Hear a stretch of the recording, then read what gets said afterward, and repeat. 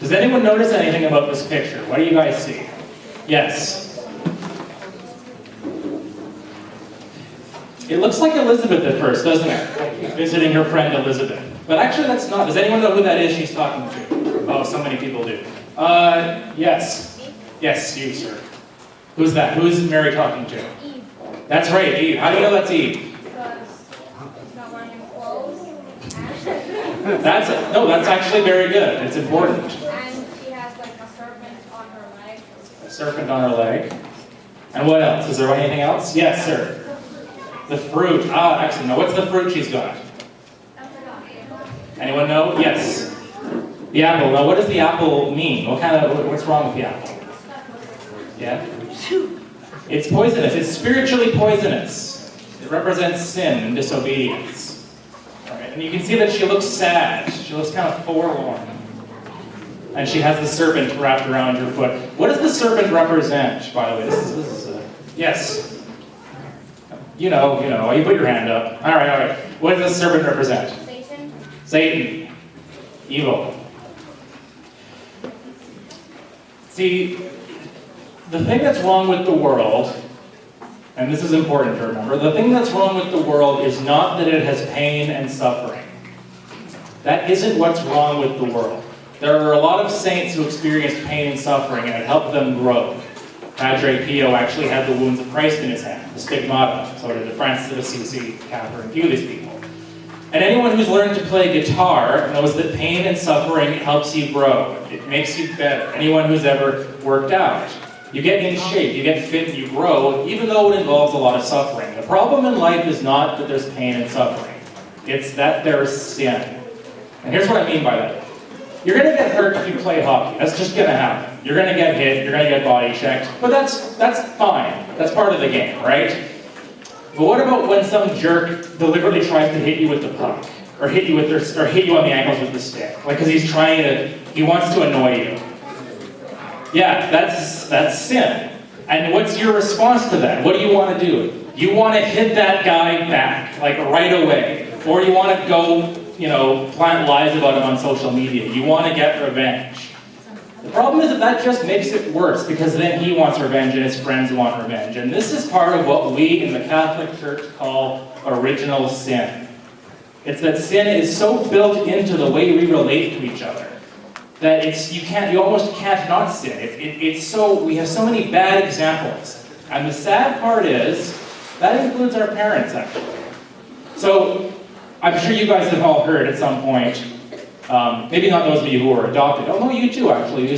People will say, you have a lot of your father in you. You have a lot of your mother in you. Even if they're not your biological parents, if they've raised you, you adopt their habits, don't you? Their mannerisms, the way they talk, the way they react to things. Now, that can be good. You can inherit their strengths, their kindness, but you also inherit their bad qualities too. Your dad's temper, or your mom's laziness or something, because your parents are just part of who you are. You didn't spring into the world out of nowhere, you were raised by them. They are part of your identity. And this is where original sin kind of comes in. So there's the story of Adam and Eve, right? And what do Adam and Eve do? Well, she's jealous. She wants the thing she can't have. She's selfish. So she steals. And then Adam comes along with her, and when God says, well, what did you do? They start passing blame. Adam says, well, the woman gave it to me. It wasn't me. It was her fault. And the woman says, well, no, it was the serpent. They can't own up to responsibility.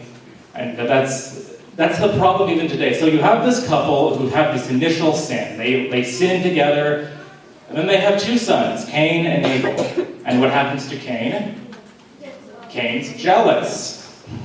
Everyone always says Cain kills him. Why? Because he's jealous. He wants what he can't have, what Abel has. And what happens when God comes and says, do you know where your brother is? I don't know, he's not my problem. Where do you think he got that from? Who taught him that? Adam and Eve, yeah. That's where. And that just continued on, and that's the beginning of original sin. This is what it really means when we say original sin came from our first parents, from Adam and Eve. It's already built into us now that we just inherit this garbage from our parents and from our communities and from, our schools even, from TV. It's just we inherit, they're all part of us, our friends too. That's part of original sin. It's built into it. And so when Jesus comes, he's come to break this circle of original sin. But the problem is that Jesus has to have parents too. And those parents are going to be part of him. So here's the question then. So who is Jesus' father? No, it's not Joseph. And that's really important. Why isn't Joseph Jesus' father? Who's the real father? God. Excellent. God's the father. Why is that? Because God couldn't risk a man getting in the way of his plan. He couldn't risk a guy giving his bad example on Jesus. That's part of it. So his father is God, right? And God is perfect. So what about his mother? He had no original sin. His mother is Mary, and she is conceived without original sin. Very good, Joshua. This is what's called the Immaculate Conception. If you want to sound smart, people will often say the virgin birth was the Immaculate Conception. It's not. The Immaculate Conception is when Mary was conceived, and Mary doesn't have original sin. And what that means is, to put it in more concrete terms, that she doesn't have any garbage to pass on to Jesus. She doesn't let herself get in the way of God's plan. We will. God will say, forgive that guy who, hit you in the shins with a stick. And you're like, I don't want it. I want revenge. You let yourself get in the way. Mary doesn't let anything about her get in the way of God's plan. You'll hear people talk about her fiat sometimes. Well, that's Latin for let it be. Because Mary always says, let it be to God. God comes to her and says, you're going to have a baby. She says, let it be. Let it be so. It's not my plan. But it's yours, and I'm not going to get in the way of it. So everything about Mary is about God. Yes, Josh? Father Matthew, if you came to one of his talks, he talked about Immaculate Conception. For us, that we have original sin.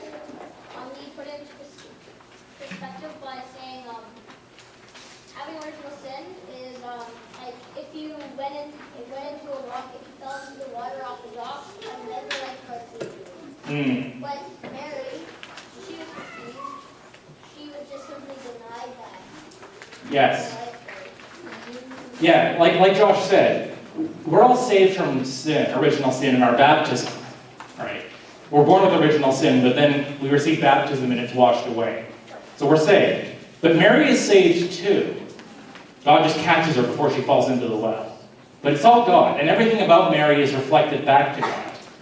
Everything about her proclaims God, accepts what God's will is.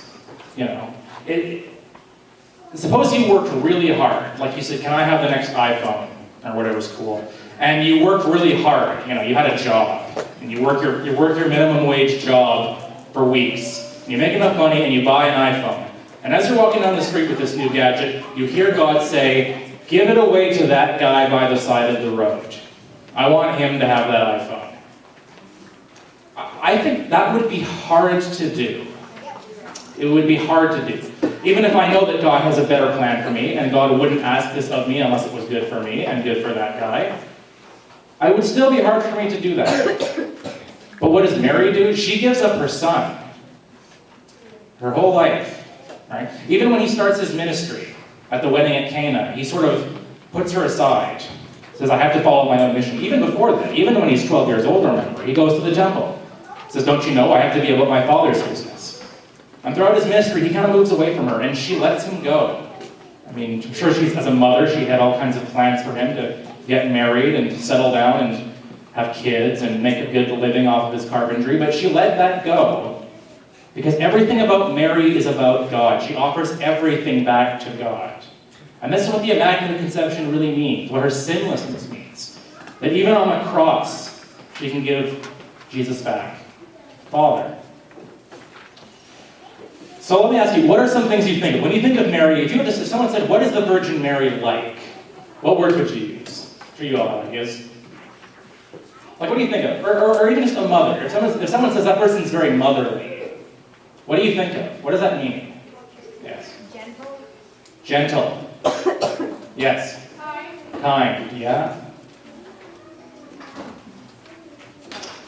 Selfless. Yes, selfless. Everything about a mother is about her baby. If you've ever been around a mother who's just had a baby, like, she does not have a life apart from that child. Everything is about that child, as it should be. That's how God designed her. And everything about Mary is about Jesus. But it's interesting, I think we often think of Mary, she's very sweet, she's very tender, she's kind, right? But there's something that we miss in that, if we just say that. She's also powerful. Let's go back to this image. What is Mary doing here? Look at her feet. Yes. She's crushing the serpent. She's the one who conquers Satan with Christ's help. Has everyone here seen The Passion of the Christ? At least once? No. It's Easter's coming up, so if you haven't, this is your chance. There's a lot of that in there about how Mary actually conquers Satan. That's not how we tend to think of it, right? Satan is conquered through force and through arms. You kill the serpent by being powerful, by beating up the bad guy. That's not how Mary does it, though. It's in her kindness and her forgiveness, which takes a lot of strength, by the way. More strength than it does to kill somebody. That she actually defeats Satan. So I went back and I said before, what's wrong with the world is sin. So how are we going to save the world? Well, let's talk like a John Paul II, okay? Saint John Paul II. He just became a saint. This great pope, right? This godly man. Well, his motto, his episcopal slogan, right, when he became, well, his papal slogan when he became the pope, was totus tuus, totally yours, Mary. He said, I'm totally yours, O Blessed Virgin Mary. He completely gave himself to Mary. And it was only a few years into his time as the pope that he was shot. Right? He was shot by an assassin, and the bullet just missed his heart. And he later said he thought Mary had guided that bullet. And what happened afterwards? Well, he recovered, of course, he lived. And then they caught the assassin. Now, and let's want you to think about this. If the Pope had said, this guy is my enemy, they would have started a war, right? There would have been, a war would have broken out between countries, Instead, the Pope forgave his assassin. Now, that wasn't just the Pope being nice. That was him following the example of Mary, who was always loving and kind and forgiving. And in so doing, it's not just that he was a good guy. He probably helped save that man who shot him. He probably helped stop the war.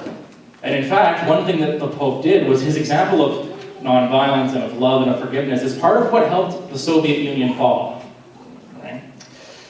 And he's not the only example either. I'm sure a lot of you are from the Philippines, or your family is from the Philippines. Well, back in the 80s, I'm sure your parents can tell you about this, there was a military dictatorship that had been in power for 20 years at least. And there was finally a revolution. Now, this could have gone very badly. Most revolutions do. A lot of people die. But this revolution in the Philippines was led by a cardinal, by an archbishop. They had Mary, they were carrying Mary's statue ahead of them, praying the rosary. And when the soldiers came out, they went and brought the soldiers bread and gave them flowers. And they said, we're going to do this in the spirit of our Blessed Lady Mother, the Virgin Mary. And the soldiers joined them. The revolution, there wasn't a single shot fired. And the evil was defeated, right? And the dictator fled. Because they were following the example of Mary. So this is not just be like Mary because she's nice. This is how evil is defeated in the world. This is how original sin is undone. This is why Mary is so important.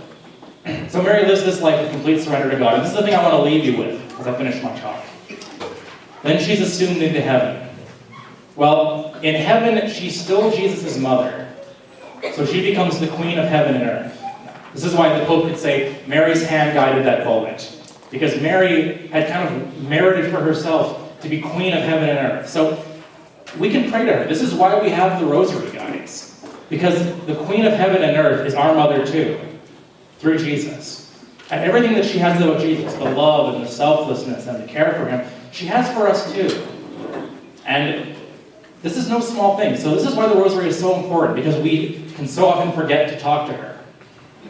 But she is the undoer of knots, the one who can help us solve all our problems, the evil in ourselves that we try to overcome, our own selfishness and our meanness and desire to gossip and be rude, and the evil around us that we see in others that we want to stop.